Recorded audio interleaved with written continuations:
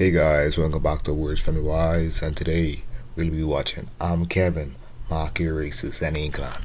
I'm tired of these niggas always online telling me Maki ain't about this, Maki ain't about that. She a fraud with Yuji and them. Never putting in no work. Shut the fuck up. Y'all niggas ain't no shit. All y'all motherfuckers talking about Maki ain't no hitter, Maki ain't this, Maki a fake. Shut the fuck up. Y'all don't live with that nigga. Motherfuckers stop complaining her like that. Them niggas savages out there. If I catch another motherfucker talking sweet about Maki, I'm fucking beating their ass. I'm not fucking playing no more. Know them niggas roll with Lil Reese and them. Chat, today is a special day. I told y'all the next time you gonna see me is when that Maki episode dropping. Boy, I was not disappointed. Kev, why are you glazing Maki? Maki ain't do nothing, Kev. What does she do to deserve this praise? I see potential. If you need a financial advisor or someone to put your money into stocks, hit me up. Clearly, I understand long-term investment. I can proudly say I was a Maki fan since day one. I'm not a manga reader either, so I was in the mud, fighting for my life defending her. I kept saying, just wait.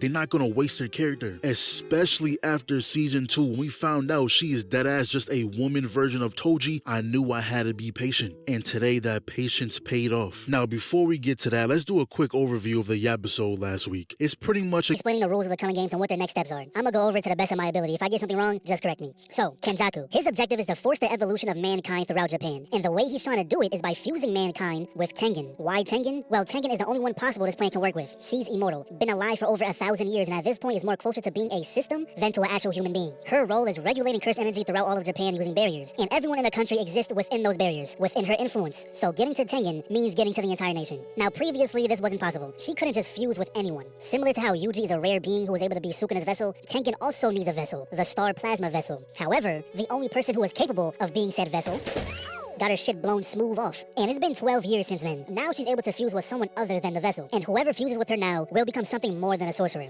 A whole new being entirely, and that's what Kenjaku wants. Now Tengen is able to keep her form as well as her sense of reason thanks to her barrier techniques. But that doesn't go for the other niggas. If she fused with all those people and even one went out of control, the world will end. She said because evil would spread to everyone instantly. There would be no boundaries between individuals. The impurities of 100 million would flood the world. Now hearing that for the first time, I had no clue what the fuck she was talking about. Had to do a little research to make sense of that. So basically, her fusing with everyone would turn them all into one being, one mind, a single shared existence. One person feels hatred, everyone feels hatred. Betrayal, sadness, anger, fear, grief, all those emotions stacked up at one time. Now you may be asking, why now of all times? Why is Kenjaku doing all this right now? Tengen goes to explain that the star plasma vessel, a sorcerer with the 6 eyes, and herself are all connected by fate, which is why the 2 other times Kenjaku tried this, he failed. If he killed either one of them, new users will somehow appear when he tried to go through with the plan. However, the 3rd time Toji was a factor. A man with 0 curse energy, blessed with a heavenly pact, putting him outside of fate's grasp. So when he killed the vessel, blew her shit smooth off, popped her Scalati, he disrupted the cycle, breaking fate. That single act is what made Kenjaku's plan possible, and sealing Gojo just gave him extra insurance. And the reason he started the Culling Games is to generate a massive amount of curse energy, pretty much preparing humans to be fused with Tengen. And remember how I mentioned there's a lot of rules to the Culling Games? Yeah, one of them prevents the game from ending.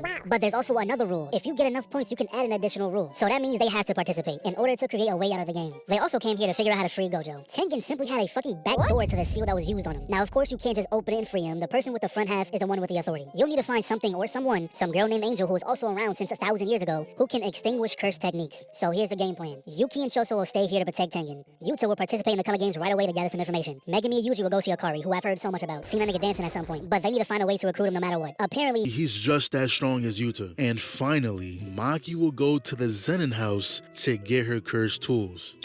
Now get this. He walked in, bumped his head on the doorframe, laughed it off, and said, "I'm used to it." Used to what? What is he used to? 6, 7? You're a fucking disgrace. Listen, I'm not trying to be a dickhead, but I'm gonna be a dickhead. You're pushing 40. What are you doing out there? I get this is your dream and all, but not everyone should have dreams.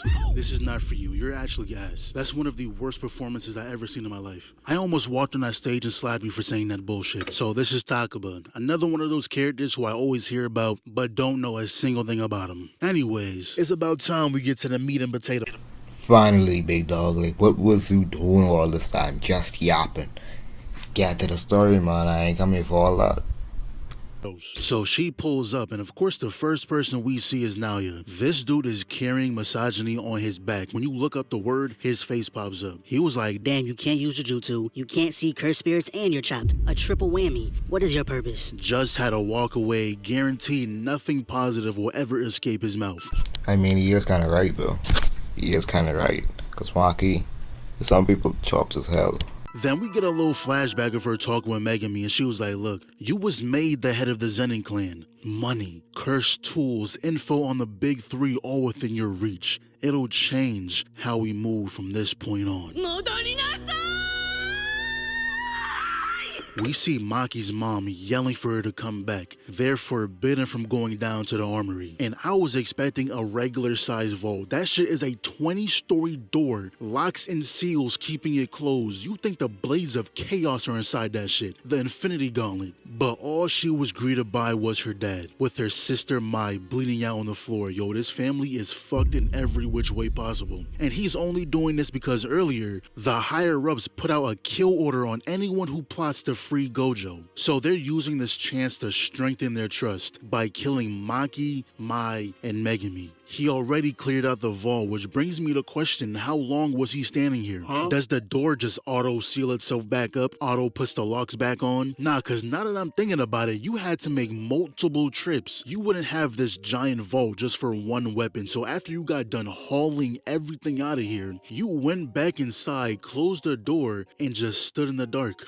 Bro really think he the final boss. But she walked in, not a single word said. Pulled out that sword and was ready to work, but not gonna lie, maybe he is the boss. Cause when that light went out, Maki broke his sword, so I was like, oh, he's ass. But apparently he's wielding a lightsaber.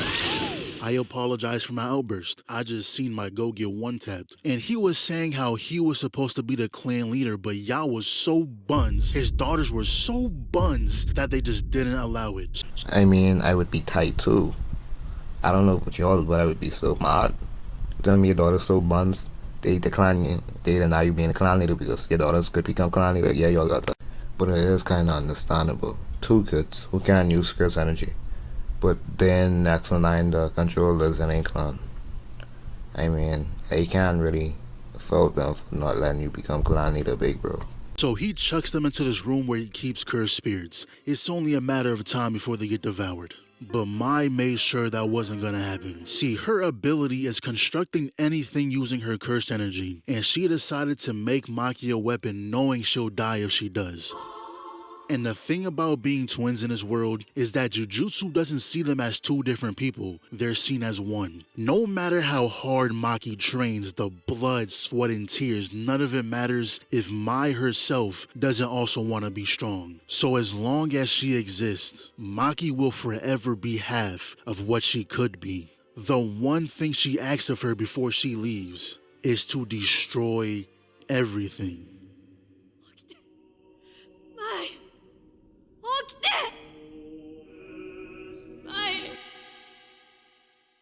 Huh? What? My body remembers the fear I tried so hard to forget. Told you, I'll burn you to the... Ladies and gentlemen, it is time. My goat has risen. Took the top off that bitch-ass nigga's head. So, let me understand this. You told her to destroy your clan. Destroy everything, in fact. Because a couple of people wanted to kill you. I mean, she killed women and kids who was even involved in the situation. In my personal opinion, I just hate her ability.